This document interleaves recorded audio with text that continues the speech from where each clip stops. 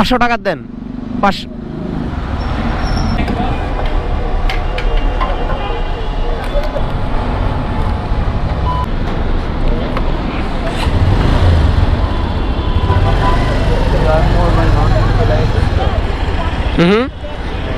আসসালামু আলাইকুম viewers.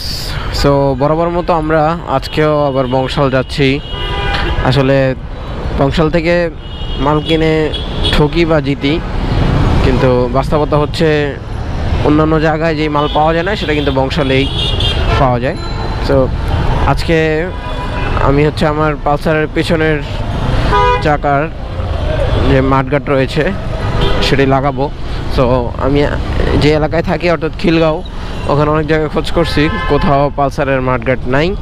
So আমাকে সবাই সাজেস্ট করলো বংশালেই পাবো। সো বংশালের দিকেই যাচ্ছি। ওইখান থেকে মালিবাগ মোড় থেকে তেল নিচ্ছি গাড়ির, অকটেন নিয়ে দেন হচ্ছে ফ্লাইওভারের ওপর দিয়ে ইউটার্ন নিয়ে শান্তিনগর মোড় দিয়ে ঢুকছি। সো ওইখান থেকে পল্টন দিয়ে যাব হচ্ছে বংশালে। আসলে আমি নতুন রাইডার, যার কারণে এখনও ওরকমভাবে চালাইতে পারি না। তারপর চেষ্টা করি আসলে খালি রোড পাইলে মোটামুটি চালাই। আর পাশাপাশি ক্যামেরায় কথা বলা, লুকিং গ্লাসে চোখ রাখা, সব মিলিয়ে অনেক কঠিন বিষয়।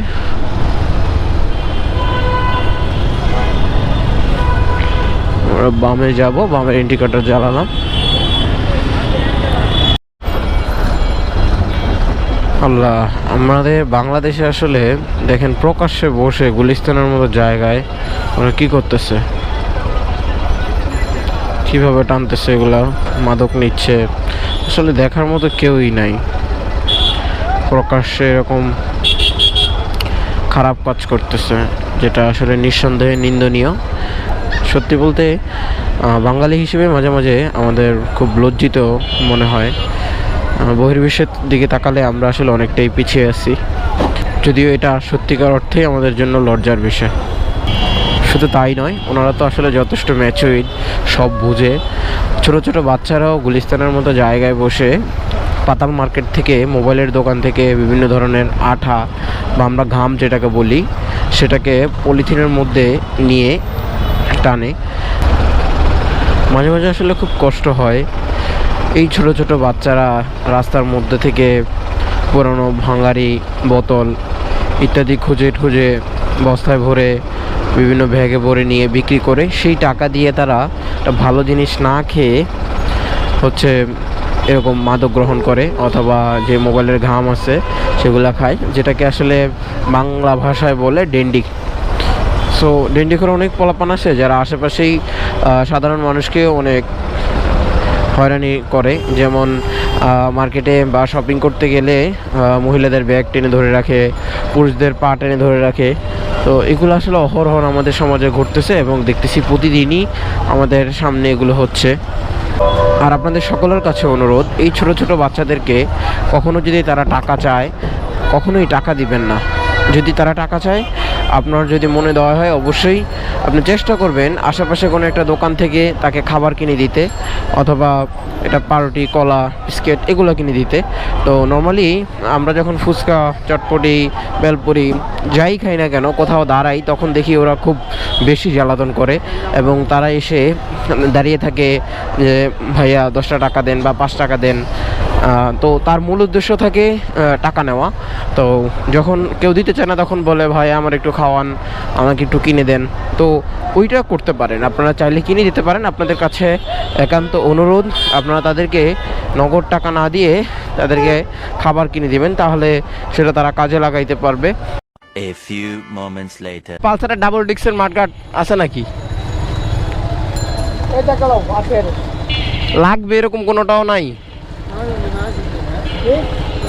মহাজন নাই তো তুমি ওইডি না কইবা।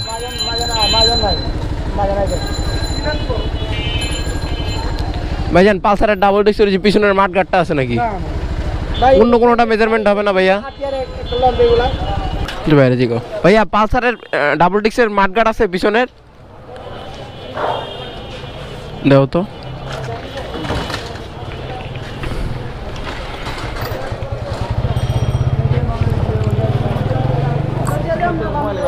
এটা তো লাগবে না ভাইয়া?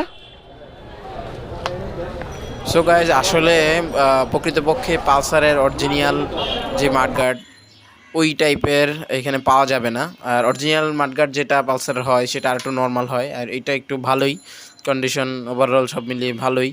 তো আমরা হচ্ছে এইটাই সর্বশেষ নিয়ে নিলাম। তো এটা আমাদের কাছ থেকে 400 টাকা নিল। 2000 years later. সো গাইজ আমরা অলরেডি চলে আসছি। এখন হচ্ছে দেখি এটা নিজেরা লাগাইতে পারি কি না। যদি না পারি তাহলে মিস্ত্রির কাছে নিয়ে যাব। আই হোপ লাগাইতে পারবো, এত কঠিন বিষয় না। তাছাড়া আমি ইউটিউবে টিউটোরিয়াল দেখছি।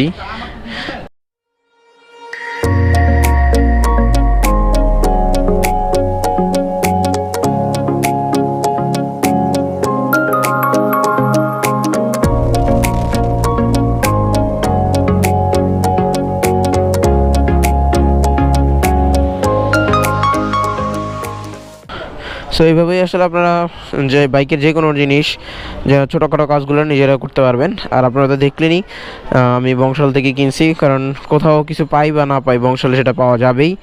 সো দেখাবো পরবর্তী ভিডিওতে। আজকের ভিডিও থেকে আপনাদের বক্তব্য বিদায় নিচ্ছে। পরবর্তী ভিডিও পর্যন্ত ভালো থাকুন, সুস্থ থাকুন। আল্লাহ হাফিজ, আসসালামু আলাইকুম।